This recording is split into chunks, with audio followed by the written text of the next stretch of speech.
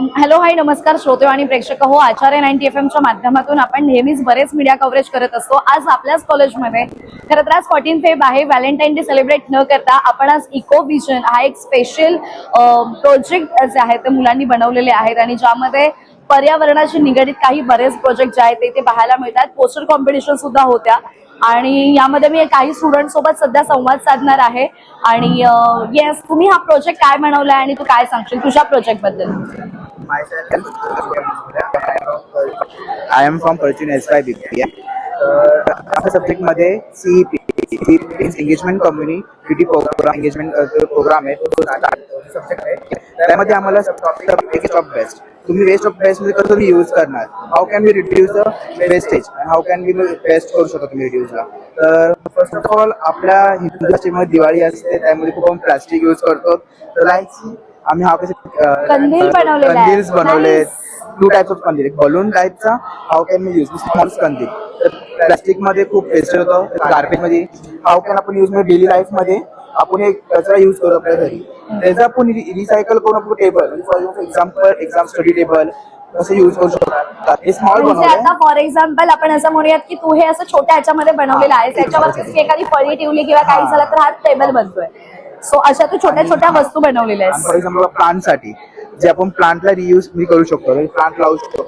Plastic कसं पण आपल्याला रिड्यूस करायचं आहे ना, आपण जे लावून रिड्यूस केलं ना, व्हॅलेंटाईन स्पेशल प्लास्टिक पण रिड्यूस करूया. बरोबर. त्यामुळे आम्ही प्लास्टिक रिड्यूस करायला प्लॅन केला. हा सब्जेक्ट मध्ये खूप काही शिकलो. How can reduce the plastic wastage कसं करायचा कमी आपल्या डेली लाईफ खूप मध्ये. छान क्रिएटिव्ह गोष्टी तुम्ही बनवलेल्या आहेत तिथे. म्हणजे आपण कंदीलच आहे स्मॉल टाइप मध्ये, हे ऑक्युपाइज म्हणजे असे आपण बऱ्याच गोष्टी क्रिएट करू शकतो. हे बघा मॅम, हे बेबीसाठी स्मॉल बेबी असते ते झोक्यामध्ये लावून शकतो आपण. असं झोका स्विंग होणार तसं म्हणजे होणार तर बेबी पण खेळू शकतो. असं टाइप आपण खूप काय बनवलं. Oil fill bottles for example, म्हणजे असं ऑइल यूज साठी कॅप लावून ते असं ऑइल यूज करू शकतो.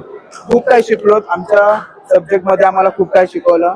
फर्स्ट ऑफ ऑल ते एनईपी मध्ये आम्हाला 10 सब्जेक्ट आहे, त्याचा लोड नाहीये. भरपूर काय शिकायला भेटतं, ते आम्हाला खूप इम्पॉर्टंट आहे. स्मॉल सब्जेक्ट खूप टफ आहे असं वाटतो आम्हाला, पण नाही.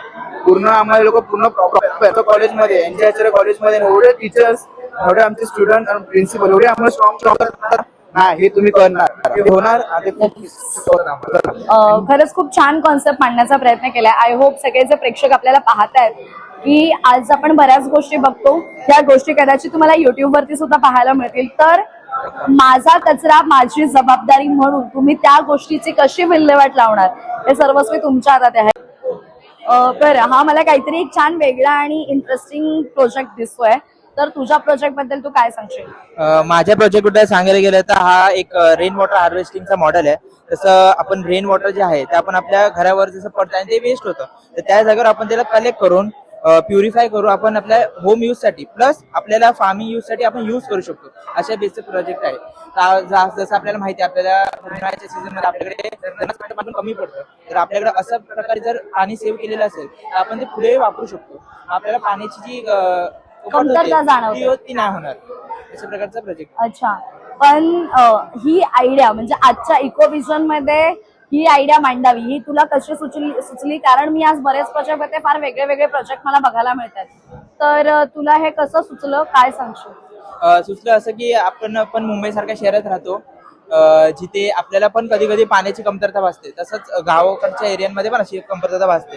तर गावकडच्या एरियाच्या लोकांना आपण असं दाखवू शकतो की अशा प्रकारचं ते करून स्वतःसाठी पण पाणी वाचू शकतं. आणि त्यांना पण लांब जाऊन कुठून पाणी घेऊन यावं लागतं.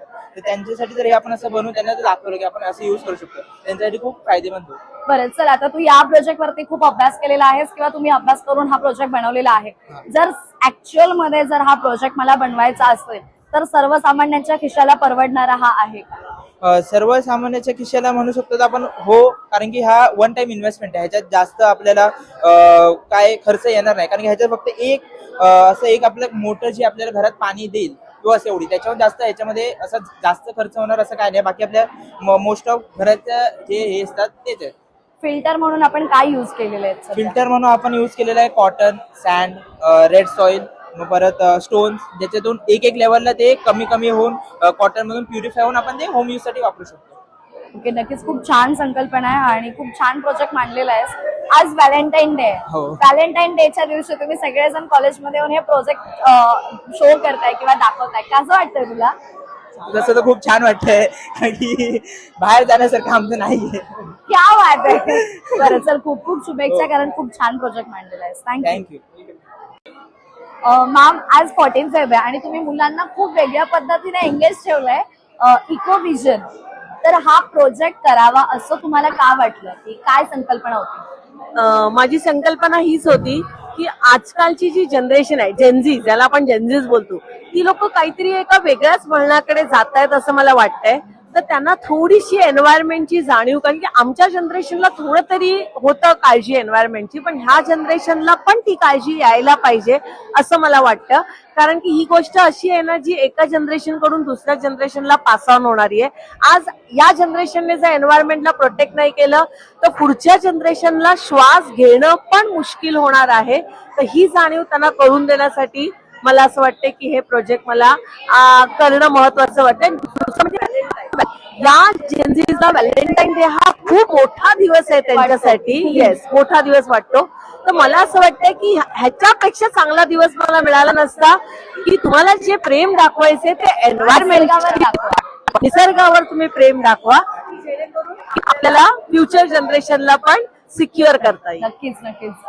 अर्चना मैम, आप क्या बताओगे, क्योंकि बहुत बार ऐसे होता है कि बच्चे जो है वो प्रैक्टिकल नॉलेज उनके लिए इम्पोर्टेंट होता है. जो थियरी है वो हम लोग क्लास में पढ़ाते हैं, बट आज मैंने यहाँ पे आके देखा कि बच्चे जो है वो प्रैक्टिकल कर रहे थे, मतलब डेमोज, और वो यहाँ पर प्रॉपर डेमो बनाकर वो लेकर यहाँ पर आए. तो आपको क्या लगता है इको विजन की वजह से उनको कितनी हेल्प होगी आगे?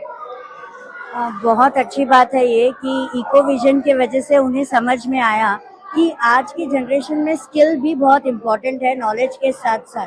तो ये मॉडल्स बनाते समय, ये पोस्टर्स मेकिंग बनाते समय उनके जो मोटा स्किल्स हम बोलते हैं हमारे टीचिंग टर्म्स में, ओके, ये भी अपग्रेड होते हैं. और यूजुअली बच्चे बोर हो जाते हैं लेक्चर्स से या क्लासरूम की एक्टिविटी जो है उसके फंक्शन से. तो हम चाहते हैं कि वो क्लासरूम से बाहर, और एनवायरनमेंट तो इतना बड़ा कॉन्सेप्ट है, अगर आप देखें तो अपने आप में वो उनको चीजें ढूंढना और उनको चीजों में बताना कि कैसे हम उनके चीजों से रिड्यूस कर सकते हैं, रीयूज कर सकते हैं और रिसाइकल तक जा सकते हैं.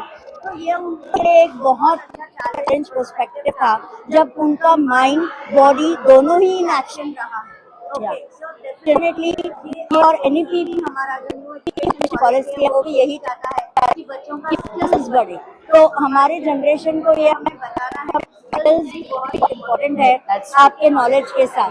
तो ये बैलेंस बनाने के लिए मंजू मैम ने जो सोचा उसको हमने आप बोल सकते हैं, आप प्रैक्टिकली देख सकते हैं, इम्प्लीमेंट किया है कि जहाँ पे डेफिनेटली बच्चों को भी बहुत एंजॉयमेंट मिला, बहुत अच्छा लगा कि क्लासरूम से बाहर आकर उन्होंने कुछ बनाया है. So thank you so much both of you. आणि नेहमीच आपण छान वेगळे वेगळे प्रोजेक्ट घेत असतो. हा प्रोजेक्ट इतर प्रोजेक्टपेक्षा थोडा वेगळा होता, कारण यामध्ये स्टुडंट्सची इन्व्हॉल्वमेंट दिसून आली.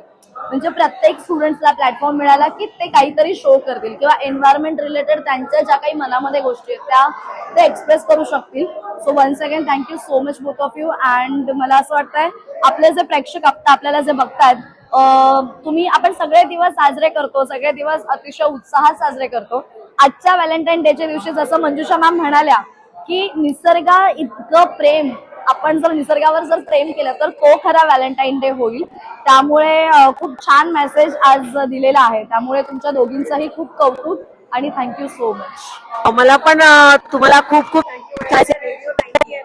नेहमीच आम्हाला अशा कार्यक्रमामध्ये साथ देत त्याबद्दल थँक्यू. आणि आजच्याही कार्यक्रमामध्ये तुम्ही आम्हाला अशी साथ दिली त्यामुळे थँक्यू. आचार्य 90FM.